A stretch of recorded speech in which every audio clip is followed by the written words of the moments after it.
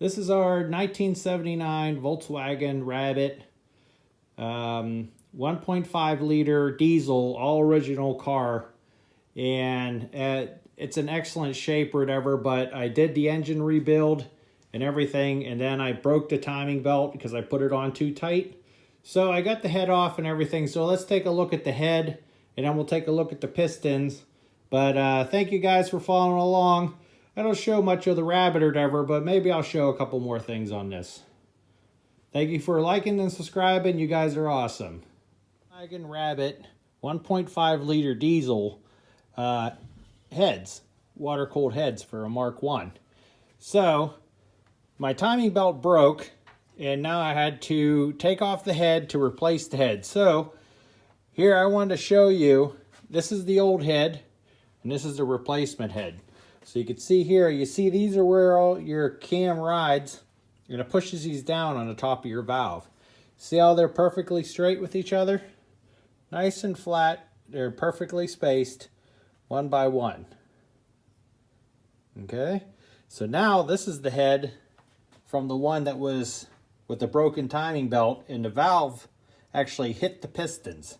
This side, the piston was on the downward, down low, so it never actually hit. So you can see these two are even. And look at this one. It's actually bent sideways inside there and smacked the valve when the cam lobe was pushing down. On this one, it smacked up and hit it. And you can see it's not even straight anymore. You can see how it's supposed to be sitting up like this, both of them. This one's actually crushed down, and this one's actually pushed down inside of the head. Next one, this one's even lower. Look how low that one is sitting, down inside. And this one's up a little bit, very similar. Then this one, it must have smacked this one just a little bit, because this one was on the downward. These two were on the upward, and they were sitting up top, and these ones were sitting down at the bottom. So they must have just smacked this one a little bit, hit these ones really hard, the intake and the exhaust ones.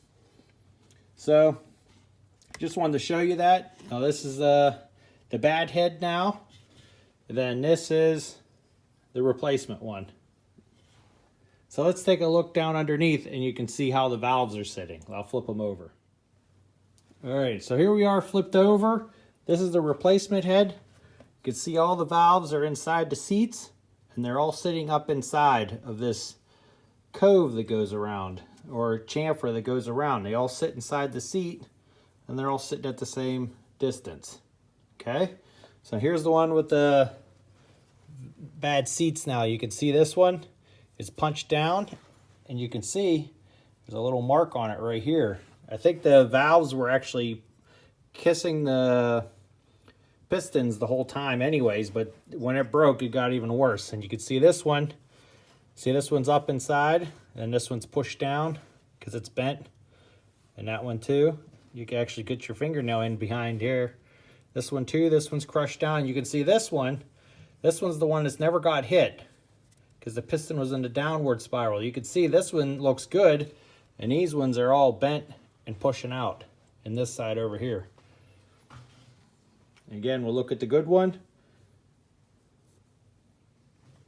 And there they are. So when your timing belt breaks, just don't assume the head is in good shape, because these interference engines are terrible whenever they break. And this was just at idle too, so this wasn't even revving high or anything whenever this happens. So let's go over and I'll show you the pistons too.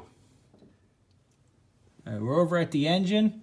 Here are the two center ones, and this is how it was sitting whenever I took the head off. So these two were actually sitting up. These two were down, and you can, if you can see it all, you can kind of see the valve shape right here where they kind of smacked it a little bit. And this one down there.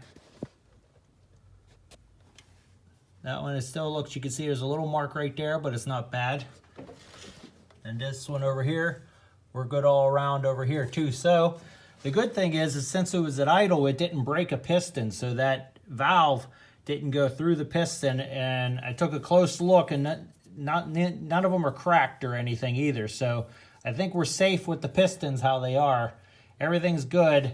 It's just the head needs to be replaced. So next thing I'll be ordering is a head gasket and getting that all together and putting this all back together again. And of course, a new timing belt. You see it's broke. It's going across there. And I think what I did is I tightened it up too tight. And then whenever I heated up as it was running, it broke. So, alrighty, thanks.